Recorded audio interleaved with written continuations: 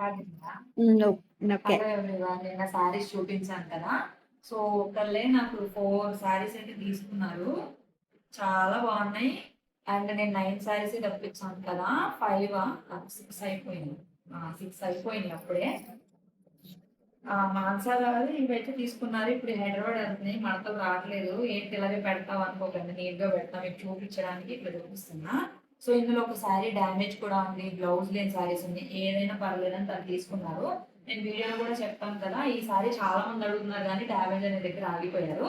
దీనిలో బ్లౌజ్ కూడా ఉంది. చాలా బాగుంది శారీ. కుచ్చుల్లోకి వెళ్ళిపోతుంది.